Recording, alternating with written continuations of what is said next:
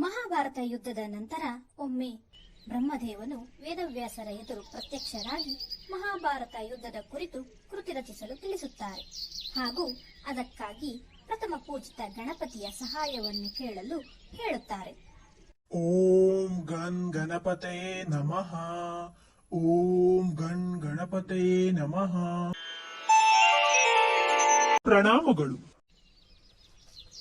ವ್ಯಾಸ ಮಹರ್ಷಿಗಳೇ, ನನ್ನ ಕುರಿತು ತಪಸ್ಸಿನ ಕಾರಣವೇನು?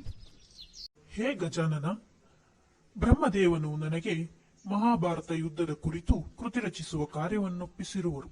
ಈ ಕಾರ್ಯಕ್ಕೆ ನಿನ್ನ ಸಹಾಯದ ಅವಶ್ಯಕತೆ ಇದೆ. ಮಹರ್ಷಿಗಳೇ, ನಿಮ್ಮ ಕೃತಿ ರಚನೆಯ ಕಾರ್ಯದಲ್ಲಿ ಸಹಾಯ ಮಾಡಲು ನಾನು ಸಿದ್ಧನಿರುವೆ. ಆದರೆ ನನ್ನದು ಒಂದು ಷರತ್ತಿದೆ. ಮಹರ್ಷಿಗಳೇ, ನೀವು ಯಾವುದೇ ಕಾರಣಕ್ಕೂ ಕತೆ ಹೇಳುವುದನ್ನು ಮಧ್ಯದಲ್ಲಿ ನಿಲ್ಲಿಸಬಾರದು. ಹಾಗೇನಾದರೂ ಮಾಡಿದರೆ ನಾನು ಆ ಕ್ಷಣವೇ ಬರೆಯುವುದನ್ನು ನಿಲ್ಲಿಸಿ ಮರಳುತ್ತೇನೆ. ನಾನು ಯಾವುದೇ ಕಾರಣಕ್ಕೂ ಬರೆಯುವುದನ್ನು ನಿಲ್ಲಿಸುವುದಿಲ್ಲ. ನನ್ನದು ಒಂದು ಷರತ್ತು ಇದೆ. ನಾನು ಹೇಳುವ ಕಥೆಯನ್ನು ಅರ್ಥ ಮಾಡಿಕೊಳ್ಳದೆ ನೀನು ಬರೆಯುವಂತಿಲ್ಲ. ಆಗಲಿ. ಒಂದು ಶುಭ ಮುಹೂರ್ತದಲ್ಲಿ ವ್ಯಾಸರು ಗಣಪತಿಗೆ ವಂದಿಸಿ ಕತೆ ಹೇಳಲು ಶುರು ಮಾಡುತ್ತಾರೆ.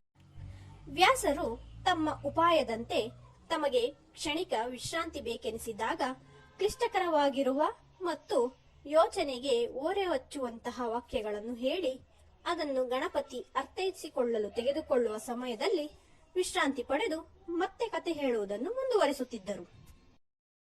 ಕೃತಿ ರಚಿಸುವ ಸಮಯದಲ್ಲೊಮ್ಮೆ ಗಣಪತಿಯ ಲೇಖನಿ ತುಂಡಾಗುತ್ತದೆ. ಆಗ ಬರವಣಿಗೆಯನ್ನು ನಿಲ್ಲಿಸುವುದಿಲ್ಲ ಎಂಬ ಮಾತಿನಂತೆ ನಡೆದುಕೊಳ್ಳುವ ಸಲುವಾಗಿ ಗಣಪತಿ ತನ್ನ ದಂತವನ್ನೇ ಮುರಿದು ಕೃತಿ ರಚನೆಯ ಕೆಲಸವನ್ನು ಮುಂದುವರಿಸುತ್ತಾರೆ.